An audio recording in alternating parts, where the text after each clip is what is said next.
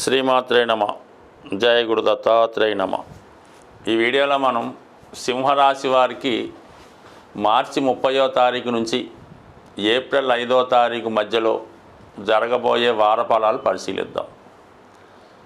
మరి సింహరాశి వారికి వార ప్రారంభంలో ఇంచుమించుగా 2వ తారీఖు వరకు కుజుడు లాభస్థానంలో ఉంటూ అన్ని రకాల ప్రయత్నాలు ఫలించే విధంగా అవకాశం ఉంటుంది. చతుర్థ స్థానాధిపతిగా భూములు స్థిరాస్తులపై ఆదాయం వస్తుంది.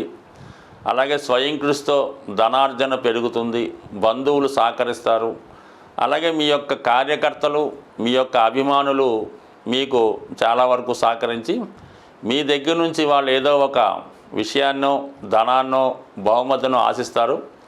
మీరు కూడా వారికి తగు విధంగా ఏదో విధంగా వాళ్ళకి సంతృప్తి పరిచే ప్రయత్నం చేయడం జరుగుతుంది. అంటే మొత్తం మీద కొంత ధనాన్ని బహుమతుల రూపంలోనూ ఇంకో రూపంలోనూ వాళ్ళు ఖర్చు పెడతారు. వారు చాలా హ్యాపీ ఫీల్ అవుతారు. అలాగే దానికి తగ్గట్టుగా మీకు నేమ్ అండ్ ఫేమ్ కూడా వస్తుంది. ప్రభుత్వ సహకారం లభిస్తుంది. ప్రభుత్వ అధికారుల నుంచి గుర్తింపు వస్తుంది. మీరు ఒక సాధారణ కార్యకర్త అయి ఉంటే చాలా వరకు మీరు అటు అందరినీ కూడా సాటిస్ఫై చేసి ఇంకా గొప్ప ఉన్నత స్థాయికి వెళ్ళడానికి అవకాశం ఉంటుంది. ఇక మోస్ట్ ఇంపార్టెంట్ ఏంటంటే మీరు ఏదైనా ఒక ప్రభుత్వంలో కానీ ఒక రాజకీయ పార్టీలో కానీ ఉంటే మీకు వారసత్వంగా అంటే మీ తాతగారో తండ్రి గారో ఒక పదవి నిర్వహిస్తూ వాళ్ళు ఏదో కారణం వల్ల దాన్ని పక్క నుంచి తప్పుకున్నా మీరు మీ పెద్దవారు నిర్వహిస్తున్నటువంటి వృత్తిలోకి ప్రవేశించాలన్న అంటే మీ ఫాదర్ ఒక లాయరో ఒక రాజకీయ నాయకుడు అయితే మీరు కూడా అందులో ప్రవేశించడానికి ఇది అనుకూలమైనటువంటి సమయం. లేదంటే ఒక ప్రభుత్వ పదవి లాంటిది మీకు రావడానికి నామినేటెడ్ పోస్ట్ రావడానికి ఈ ప్రయత్నం చేసుకోండి. ఇంచుమించుగా మీకు ఈ నెలలో అటువంటి ప్రయత్నం నెరవేరే అవకాశం ఉంది. ఎందుకంటే ఈ రాశ్యాధిపతి సింహరాశికి అధిపతి అయినటువంటి శుక్రుడు ప్రస్తుతం వృత్తికారకుడైనటువంటి శనితో రవితో కలిసి అష్టమ స్థాన సంచారం జరుగుతుంది. అంటే ఒక విధంగా అష్టమంలోకి శని వచ్చేడు, అష్టమ శని ప్రారంభమవుతుంది. మరి సింహరాశి వారి పని అయిపోయింది, వీరు ఇంక జెండా ఎత్తేవచ్చు అనుకున్నది చాలా వరకు తప్పుడు ప్రచారం అది. ఎందుకంటే మీరు అష్టమాన్నే చూస్తున్నారు తప్ప అష్టమం అన్నది ఏంటంటే దశమ భావానికి లాభస్థానం అవుతుంది. అంటే వృత్తి స్థానానికి లాభస్థానం అవుతుంది కాబట్టి 100% మీ వృత్తిలో అభివృద్ధి అదనపు బాధ్యతలు రావడం జరుగుతూ ఉంటుంది. చాలా వరకు దేశ ప్రధానులు ఇప్పుడున్నటువంటి ముఖ్యమంత్రులు ఉప ముఖ్యమంత్రులు లాంటి వాళ్ళు ప్రస్తుతం ఏలినాడు శని అష్టమ శనిలోనే ఉన్నారన్నటువంటి విషయాన్ని మీరు మర్చిపోకూడదు. బట్ ఏదైనా సింహరాశి వారికి దశమ భావానికి ఏకాదశ స్థానంలో వచ్చినటువంటి శని భగవానుడు అక్కడ ఉన్నటువంటి మిగతా గ్రహాలు కంపల్సరీగా మీకు వృత్తిలో అభివృద్ధికి కారణం అవుతుంది. అక్కడ శుక్రుడు ఉండడం వలన దశమాధిపతిగా వీళ్ళిద్దరూ పరివర్తన, అష్టమ దశమాధిపతుల పరివర్తన, ఈ 2 గ్రహాలు కూడా మీకు శని భగవానుడు వృత్తికారకుడితో కలవడం జరుగుతుంది. 100% మీకు వృత్తిలో అభివృద్ధి అదనపు బాధ్యతలు వస్తాయి. అయితే ఈ అష్టమ శని ప్రభావం ఎప్పుడు ఉంటుంది? మీకు పదవిలో ఉన్నతి వచ్చిన తర్వాత ఒక అభివృద్ధికరమైన పదవి వచ్చినప్పుడు దాన్ని మీరు సరిగ్గా యూటిలైజ్ చేసుకోకుండా అయిన వారికి కాని వారికి ఏదో విధంగా ఇబ్బంది పెడుతూనో ఇంకో రంగా నిజాయితీగా ఉంటాను ఏ విధంగా ఉన్నా అప్పుడు కొన్ని నిందలు అపవాదులు వచ్చే అవకాశం ఉంది. మరి కొంతమంది బాగా అధికార హోదాలో ఉన్నవాళ్ళు చాలా అక్కడ రాహు కూడా ఉండడం వల్ల పెద్ద మొత్తంలో మనీ సంపాదించే ప్రయత్నం చేస్తుంటారు. ఏదో బహుమతి రూపంలో అలాగ వస్తుంటాయి.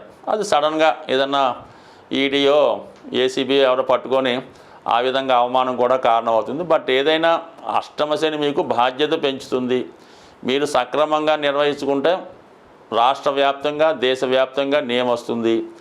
ఏమాత్రం ప్రలోభపడినా అక్రమ సంపాదన అక్రమార్జన చట్టానికి విరుద్ధంగా వెళ్ళినా ఒక విధంగా ఇబ్బంది పడి ఇప్పుడున్న పదవి కూడా పోవడానికి అవకాశం ఉంటుంది. బట్ ఇది మీ యొక్క స్థితి బట్టి ఉంటుంది. కానీ కంపల్సరీగా అష్టమ శని బాధ్యత పెంచుతుంది. దాన్ని జాగ్రత్తగా వాడుకుంటే మంచిది.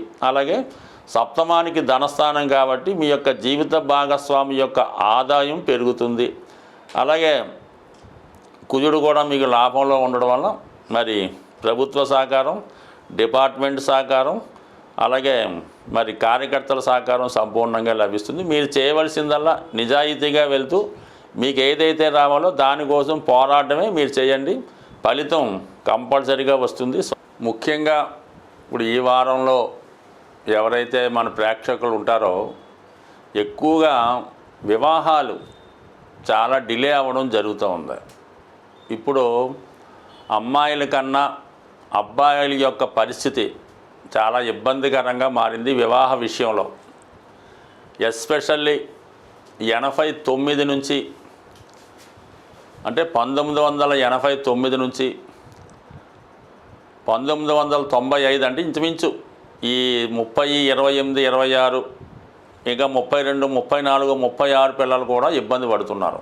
అటువంటి వారికి నమ్మకంతో చెప్పే ఒక రెమెడీ మనకి ఇదే నెలలో శ్రీరామనవమి రావడం జరుగుతుంది.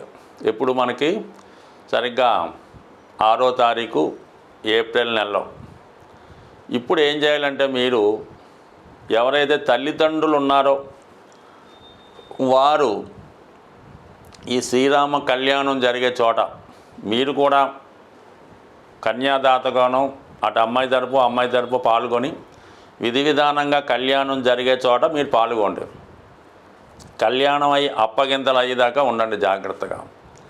ఏదైతే తలంబరాలు పోస్తారో ఈ ముత్యాల తలంబరాలో ఏ తలంబరాలు పోస్తారు కదా, అంటే మంచిగా పోస్తారు, అవి కొద్దిగా తెచ్చుకొని అవి మీరు ఇంటికి వచ్చి మీ అబ్బాయి కళ్యాణం అయినట్టుగానే భావించండి. అంటే మీరు శ్రీరాముల వారు కళ్యాణం చేశారు కాబట్టి మీరు మీ అబ్బాయి పెళ్ళి చేశామనే భావించి ఆ అక్షంతలు మీ అబ్బాయి తల మీద, అంటే అప్పటికి మీ ఓడి చాలా చక్కగా స్నానం చేసి చక్కగా మంచి వస్త్రాలతో ఉండి చక్కగా తల మీద అమ్మాయికైనా పర్లేదు అబ్బాయికైనా పర్లేదు ఈ విధంగా అక్షంతలు వేసే కార్యక్రమం చేయండి.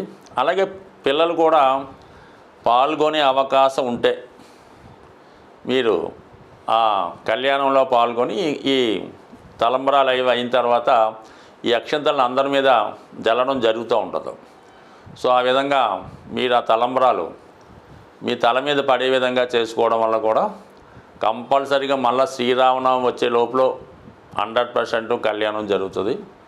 ఇంకా స్పెషల్ రెమెడీ ఏంటంటే ఈ కళ్యాణాలు పెళ్ళిళ్ళు జరిగేటప్పుడు ఈ తలంబరాలు అయినప్పుడు మీరు కూడా వివాహం కాకుండా ఉంటే ఆ తలంబరాల బియ్యం మీ తల మీద కూడా జల్లుకోవడం వల్ల ఏదైనా వివాహం అన్నది చాలా తొందరగా జరిగే ఉంది. ఇప్పుడు శ్రీరామనవమి యొక్క ముఖ్య ఉద్దేశం కూడా కంపల్సరీగా ఎవరైతే వారి యొక్క పిల్లలకి కళ్యాణం చేయలేకపోతున్నాం, కన్యాదానం చేయలేకపోతున్నాం అనుకున్నవారు కంపల్సరీగా వీరైతే మీరే పీటల మీద కూర్చొని ఆ కళ్యాణం చేయించే ఏర్పాటు చేయండి. ఇంక ఏది అవకాశం లేనివారు మరి టీవీలో ప్రత్యక్ష ప్రసారం అవుతున్నటువంటి మరి భద్రాచలంలో జరిగే కళ్యాణాన్ని చక్కగా వీక్షించి ఆ వివాహం ఏదో మీకే జరుగుతున్నట్టు భావించాలి. మీరు సీతమ్మో రాముడు ఏదన్నా అనుకోండి, మీకు జరిగినట్టుగా భావించి అందులో ఇన్వాల్వ్మెంట్ అవ్వండి. ఏదైనా ఒక అనుభవం ఒక అనుభూతి మిమ్మల్ని కంపల్సరీగా పెళ్లిపీటల వరకు తీసుకెళ్లే అవకాశం ఉంటుంది. సాంప్రదాయంగా చెప్పే ఈ చిన్నపాటి రెమెడీ పాటిస్తూ ఖచ్చితంగా మీరు కళ్యాణవంతులై ఉంటారని ఆశిస్తూ స్వస్తి.